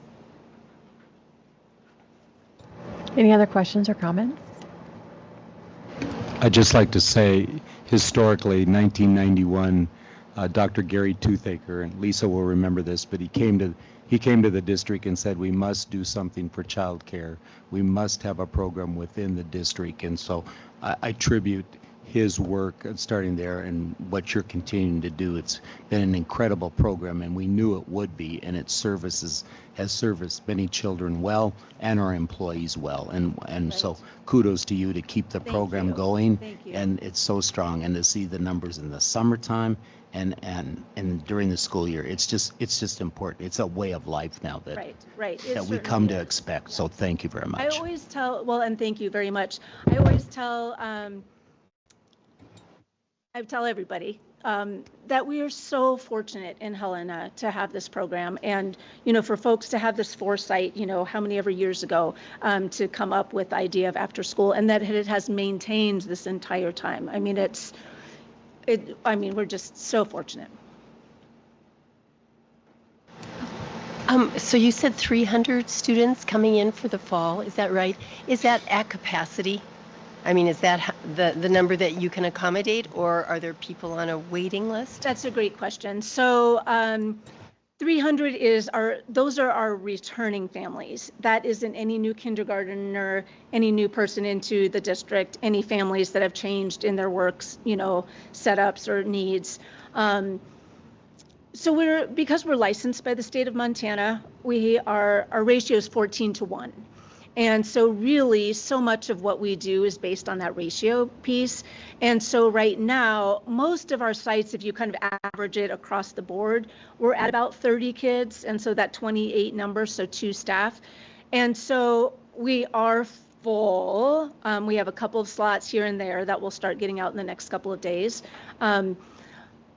But the addition of any bit of staff would raise that 14 more. And so that's kind of where I'm looking now is any additional staff person, adding them to Central School will take, we had 30 kids on the wait list last year at Central.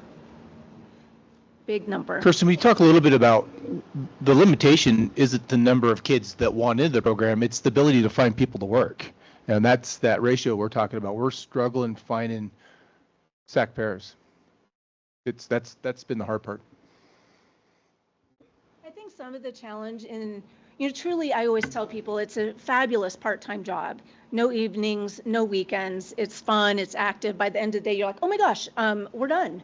But it's a part-time after school job. And so, maybe folks that have kids of school age, they're not willing to work in that afternoon. They want to be home with their kids, which, is understandable. So it is tricky. Last year we had a fair number of college and high school students, and that was fabulous. Great kind of job to fill in between classes. But we're always looking. So if anybody ever knows anybody, head them our way. Thank you. I guess I would follow up. So you're having a hard time finding people.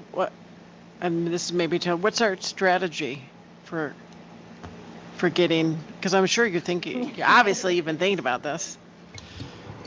So one thing to know is the site managers, who are the lead instructors, are independent. So they were part of the independent. When we did the market analysis, they were a group of independents that were far below market rate. So we've increased that substantially to bring them up to market value. Taylor is trying to use that to our advantage now to recruit people. I look at that, and a full-time lead teacher is just about where like a starting teacher would be, that 0 on the scale. And I think, you get the split schedule, you get to be fun and creative, you get to do field trips, you get to help kids with their schoolwork. I think there's a lot of advantage to that, and so we're really trying to play that up and promoting between Taylor and Riley and HR. How can we recruit people to these positions? I also think both the we've been drawing from paras that are already in the school, and so they're at about 37. If they're full time in the schools, they're 37 hours per week, so we can get them for a couple more hours in the afternoons here and there and kind of piecemeal that together. That's one way to do it, or shift their schedule, so maybe they don't start till 10 o'clock in the building, but then they can work till 6 o'clock for us. We're trying to be very creative with this, and like she said, there's a certain demographic that the hours and schedule work for, but we have some fabulous older retirees that have come back. It's a dream. That's what I told my husband. I said, I'm coming back. This is what I'm going to do.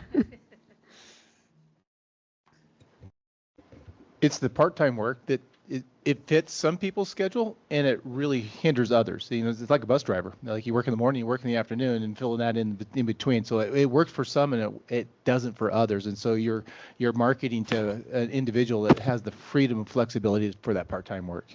So it cuts your population density down by half, probably. So we have Trustee Armstrong. Trustee Hathorn online who would like to make a comment, or do you have a question? I do have a question, Chair Walsh. I agree with, it sounds like Ms. Hess said that there's been some, salary increases and things like that.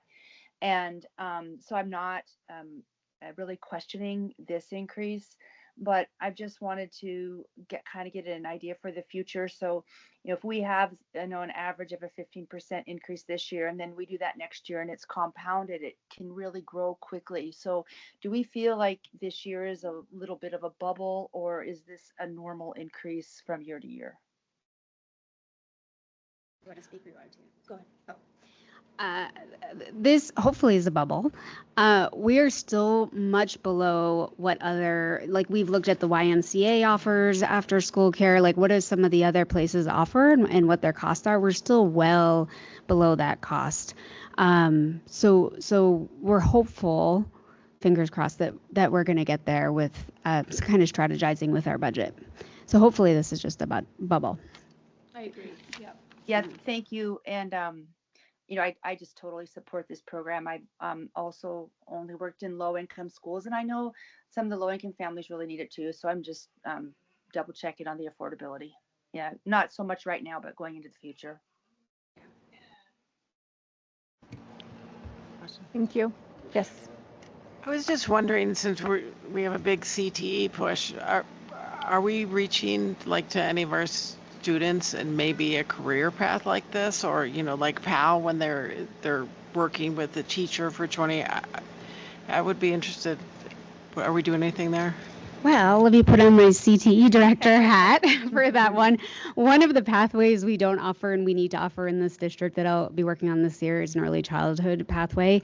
It would be really nice if we could develop something there that has a work-based learning component, and then we can plug them in.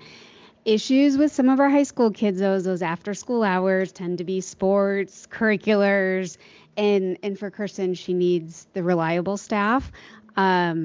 But you've had some luck. Oh, yeah. Quite a bit. In fact, there's 2 employees for SAC, year-round employees that were former students of mine at Helena High. Aww. They were in the SAC program, and now they've been working, like 6 or 8 years, a long time. Yeah. I also reach out to Helena College, Carroll College. This past year, we had 3 work study students from Carroll that worked with us. You just talk in so we can hear you online. Mm-hmm. So I can talk into this too also. And so that's been super exciting to kind of get the word out. We have 2 Helena College students right now that are in the ed, well, I guess one now is a Western student, but was a ed major at Helena College. And so that's been fun too. It's just not ever enough. You just feel like, if you could get some of those ed students in. Riley and I have worked a couple of times at the Carroll at some of their job fairs, and so that's been really fun to reach out. And we've been to some of the Helena High and Gaddon Capitals job fairs too, which is always really fun. Yeah. Thank you. Any other questions or comments? Oh, yeah. If you how do you want students, how could I promote this at school, for you guys, posters?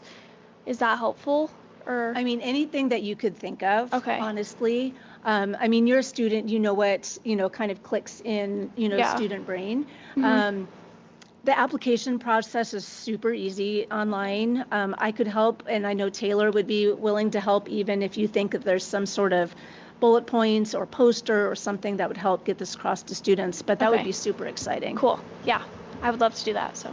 We could do a specific one, a social media post specific for high school students, and then you could share it, and then you could get all your friends to share it, and then hit like, and right? Yes. Well, yeah. Okay. We'll also be making. There you go. Cool. Yeah. With a QR code on it. Awesome. Do you go to you probably go to the HEF Carnival where there's many parents there and have a booth or something there, like an information booth? We have not done that, but I think that's a fabulous idea, just to pass out donuts on a string and something. Yeah, just because the number of Right, parents or right. parents that go that might have a friend that lives next door that says, "Oh, I bet they might be interested." Right, that's a great idea. So 2 quick questions and I'll You quit. bet. How many sites for this year? We're working that- on that. that's 3, right. maybe 3? So from the 10 elementary schools last year, we did 9. Oh, wow. And so we combined Smith and Bryant. Okay. We've had 3 retirees this year, and so we're really trying to look at, do we combine some of the schools? Can we manage to get through the year without? And so that is something that by the, sometime next week, I'll have some different positive, solid answers for you. Great. And what about helping parents that can't afford to pay? I assume we have a procedure for that? We do. So because we're licensed by the state of Montana, we can be part of the Best Beginning Scholarship Program. And so they manage the scholarship for us, which is great. I mean, it would be so huge to try and do ourselves. In the spring, when we ended, we were right about 30 kids that participate in that program. Yes, you bet. Thank you. Other questions or comments? Okay. This is an action item, so I would entertain a motion for approval. I move that we vote to approve the SAC rate increases for the 2026-27 school year. I'll second it. Well, thank you very much. Look at the excitement for this. All right, do we have any public comment? Any further board comment? Okay, all of those in favor signify by saying aye. Aye. Okay. All those opposed? Okay, so I believe this is elementary. Yes?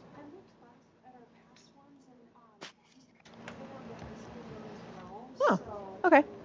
8-0 it is. Amend as necessary. Thank you. And thanks again for taking time out and listening and asking great questions and having great ideas and just being overall supportive. I truly appreciate it, and I know that my staff and extends to parents and kids as well. So thank you very much.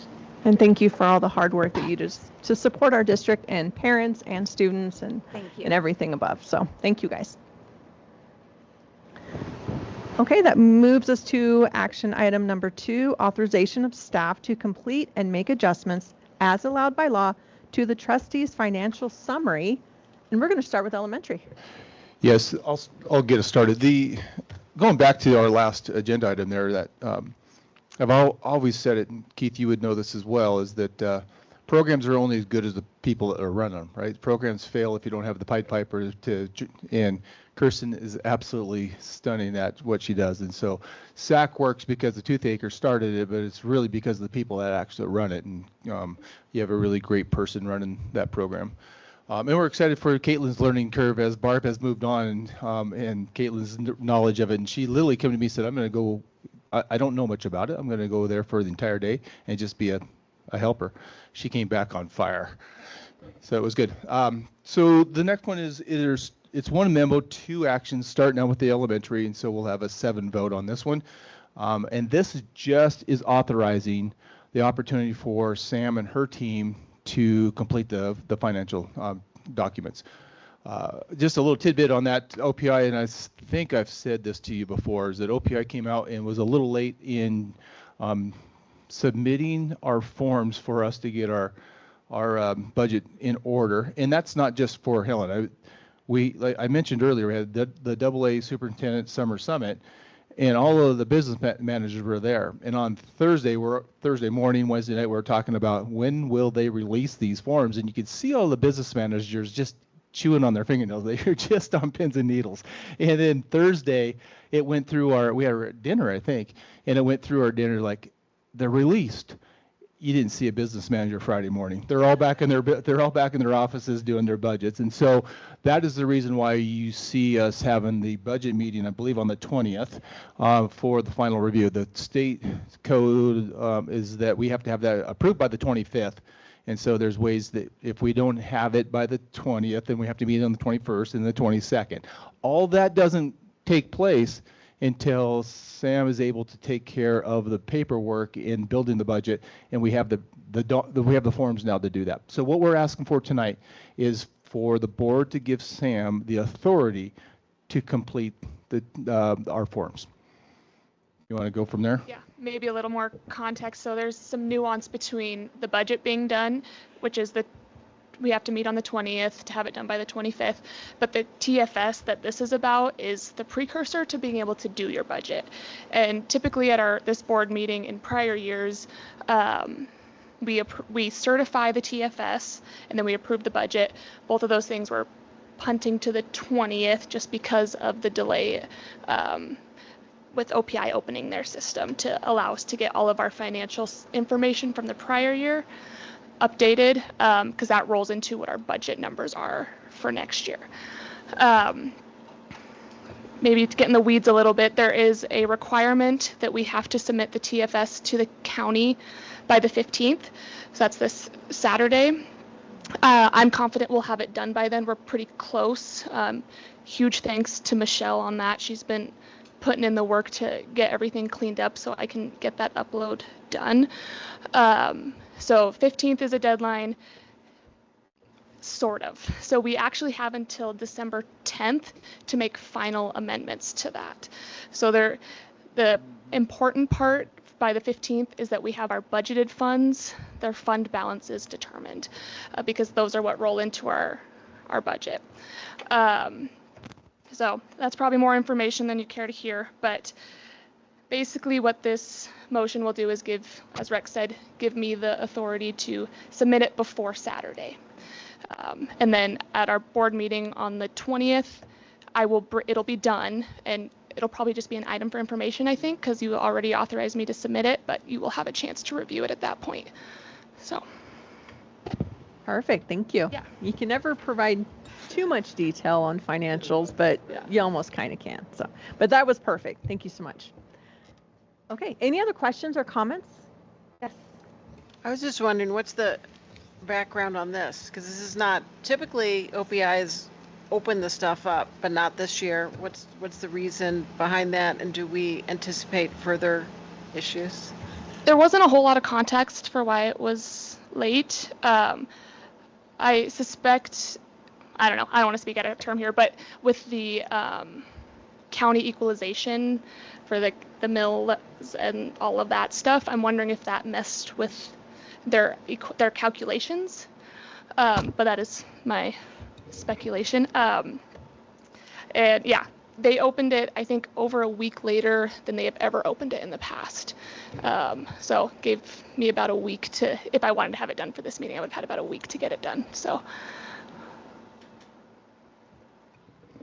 Most likely it was from legislation. They're dealing with laws as well, and how the impact of what regulations that legislators put upon the districts, they're trying to figure that out, just like we do in policy. I mean, I know they lost a lot of staff. Do we know how their staffing is? We don't hear much about that anymore. It's probably gotten better under Superintendent Hedlund. But we just don't hear about it. It's not, 3 years ago, that was a big deal. We were closing buildings up there, and there wasn't staff, and they're all working remote. We just don't hear that rhetoric anymore. It seems to have kind of calmed down.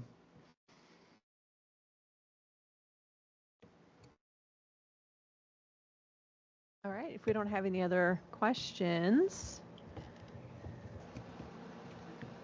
would anybody like to forward a motion?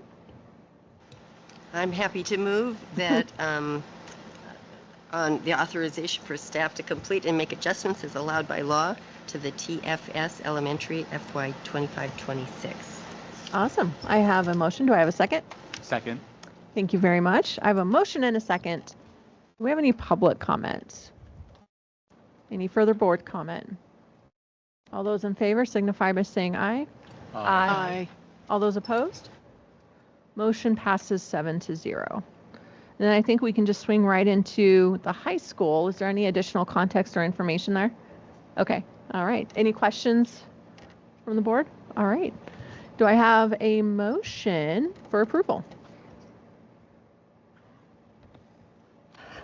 I know it's a long one, but I will move to direct the clerk of the district to complete and make adjustments as allowed by law for the high school district for the upcoming budget year.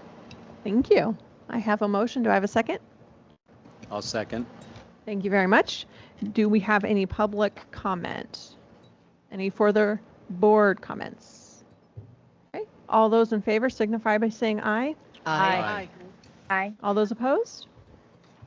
Motion passes 8-0. All right. So that concludes all of our action items for tonight.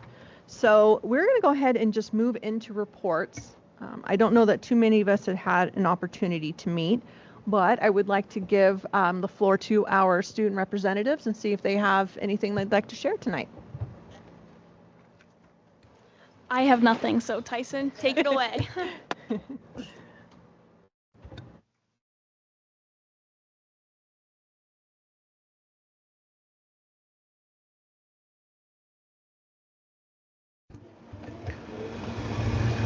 All right. I will more than make up for Ella's lack of preparation tonight. Come on. If my computer will work. There we go. Okay, so obviously, as the two Tims went through earlier, construction's at full swing at HHS. So we haven't had like as much movement of buildings as CHS. We obviously don't have people building within our building. So nothing like exterior has been built yet. But we are really thankful for our PE teachers, athletic trainers, coaches. Everybody's kind of had to make adjustments to that building area. Our athletic trainer lost his entire training room. He's done a phenomenal job of adjusting to the space that he has access to. And so we're thankful to our teachers who've helped kind of like refine spaces throughout the summer with the architect team. I think that'll continue to be a working relationship that seems to be going well. Our custodial team's been really hard at work this summer, cleaning classrooms, moving materials, making sure that our building is all ready and ship shape before students get there. Obviously, we have to make the building last for another 2 years before we get to move into a new one. So a lot of thanks go out to them. Because of our current building coming down in the next few years, we've seen a large increase in HHS graduates stopping by to kind of take a trip down memory lane, get one last look at the old building, take their kids in, showing them where they went to high school. It's been really, really cool to see. We anticipate more of this to come kind of throughout the next 2 years, and in a couple of months, or in about a month now, the class of 1963 will be on our campus to kind of celebrate that reunion and get to see the progress. So looking forward to welcoming them with open arms. Obviously, that's a long time ago. So some student shout outs. She doesn't attend HHS anymore. She graduated, but former student board rep Adela Harris was named Miss Montana last spring and is competing on the national stage to become Miss America. So we know she'll represent Montana and the school district in Helena High well. So good luck to her. And then our fall sports teams and activities will get started this week. Golf starts tomorrow, and all the others start on Friday. Obviously, everybody's been putting in the work this summer, making sure that everything is ready to go. So good luck to them as well. Our office manager, Miss Rainey, and our counseling team have been phenomenal welcoming new families to our school and like kind of building that initial connection, whether that's with freshmen or transfers or whoever it may be. We've had a ton of turnover on our counseling team, so the fact that they've kept rolling through and doing great work is really good to see and just indicative of the culture at Helena High. Obviously, a bunch of our teaching staff has put in time this summer working on curriculum, refining it, seeing what they need to improve, attending some trainings. And then also we have several new Bengal staff members. We're excited about that new crew coming in. We think it's some good additions to our school. So we'll look forward to welcoming them. A few upcoming dates that we'd love to have all of you join us for. The Bengal Booster Club Barbecue is on Saturday, August 22nd from 11 a.m. to 2 p.m. in the HHS parking lot along Montana Avenue. So there'll be burgers, hot dogs. Come down, buy a couple shirts, and help us support our athletics and our academics through the Booster Club. And then at August 26th at 8:15 a.m., feel free to join us as we welcome the class of 2030 for the first time to HHS with our Bengal Beginnings Day. So that's the day before school starts officially, and they'll get to come in and meet their teachers and do a bunch of fun activities. We always have them run through a gauntlet, as what we call it. So our entire staff and all of our link crew leaders help. They like stand in a tunnel along the way. So if you guys would like to join that, you're more than welcome to. And then, obviously school starts the 27th of August. Some sporting events right out of the gate, I know. Football has a game the first day of school, so I'm looking forward to that. Soccer will have some games coming up then soon. Golf, I'm sure, is missing the first 4 weeks of school again. And then, yeah, volleyball be playing as well. So that's all I have. That's great. Thank you for sharing all the awesome things that are happening at Helena High. Do we have any comments? All right. Thank you. We're going to go ahead and move into Helena Education Association. Do we have a report for tonight? Thank you, Ms. Shaw. Okay, summer was really busy for the union this year. In June, the Health Benefits Committee obviously met to work through the health insurance increase, landed on the 8.5% as opposed to that original 15% proposal that the board voted to approve in July. Also in June, we had 2 teams spend a weekend in Butte doing organizing activities. Maria Foote, along with Ryan Cooney, Megan Blake, and Gabby Clinch, are working on developing a plan to recruit and retain members in the union. And Leanne Wilson and I spent time with other ESPs across the state working on specifics for the Respect campaign. Then during July, Kim Stout and I attended the NEA Representative Council in Denver, spending a week doing the business of one of our national affiliates. And then Kellen and Anna Alger spent 5 days in Washington, D.C. at our other affiliate, the AFT National Convention. As you heard, Maria, Jake, Jill, and I spent many hours working on the Forward Together program and looking forward to year 1. Union members had several opportunities over the summer to give testimony at the School Funding Interim Commission.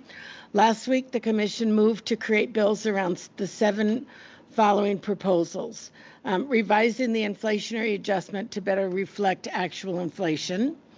Increasing special education funding, creating a high-cost special education pool, revise and increase at-risk funding, provide funding for EL students, fund 6th graders in middle school at the high school level, and increase American Indian education funding. Tomorrow and Thursday, the commission will have their final meetings where they will decide which of these or any additional bills they will bring to the full 2027 legislature. And then, of course, once we see those bills, we'll be at the Capitol. So, is that the same information you've heard, Rex? Yeah. Yeah. So, okay. Thoughts? Okay. All right. Questions, comments for Ms. Shawn? All right. Appreciate the information and the report. Thanks so much. Thank you. Okay. So I'm going to go down the list and just let me know if you guys did meet. But we have facilities, budget, teaching, policy. We did meet in June for teaching and learning. I don't know if folks had a chance to have a report in July. Yeah, do you want to share the highlights? Yeah, I could just share really briefly. We went over the fabulous T-chart that Dr. Alberts has worked on, looking at Dr. Plucker's recommendations in the Gifted and Talented report, and then what we are already doing that aligns with some of those recommendations, and then other goals we're moving towards. So that was very informative. And then we had a chance to look at our data for the spring, and I know that I've just been catching up on the recording. Thank you, Gary. And so I know you got some of that information in July, but we had a chance to kind of dive into that. So yes, that would be it. Thank you so much for sharing. I'm glad you guys had an opportunity to meet in June. So then with that being said, were there any other committees that met up in June or July? Okay. All right. How about health benefits? We have not met since, our work in July. So. Okay. All right. Thank you. Same with wellness. We're going to get that kicked up in a little bit. Montana school boards. Trustee Hathorn. Yes. Thank you, Chair Walsh. We did not meet, but I just want to put a bug in your ear.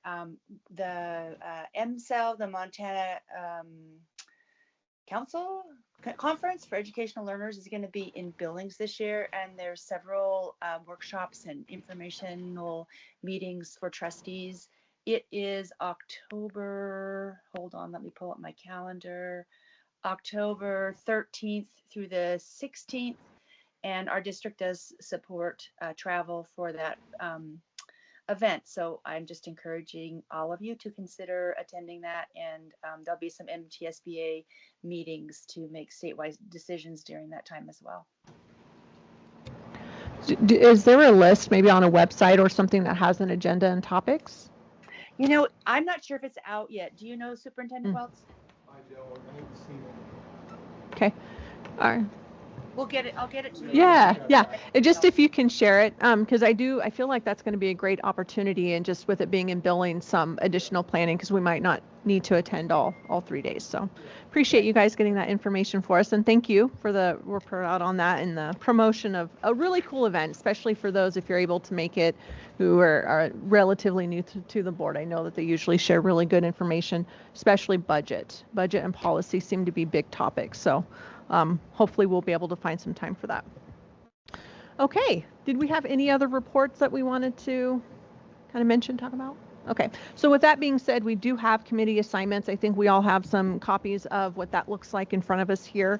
Of course, trustees, if you have any concerns or questions about that, just let me know, but I think we're pretty solid with that.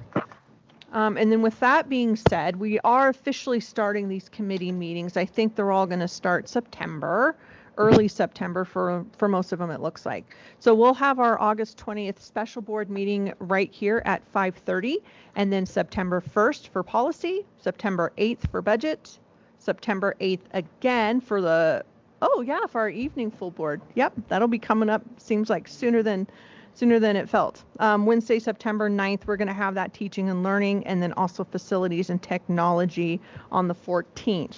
So just to note that I think all of those will be happening here in the board meeting as well as online. Yeah. Okay. Unless it's really warm, and then we'll move everything over to the PD Center. Yeah, I think that'll be a good idea for September. Yeah, for Thank sure. you guys for the forethought on that one. Yeah. Okay. Do we have any superintendent comments? I just thank Candace for all these meetings happen because Candace is able to pull us together. So Absolutely. Thank you, Ms. Dilvo, for that work. And welcome, student board reps. We look forward to having you here. Yeah, Yes, super absolutely. to have you. Thank you. Do we have any board comments? All right. Well, with that, we are adjourned. Cool. 7:30. Thank you.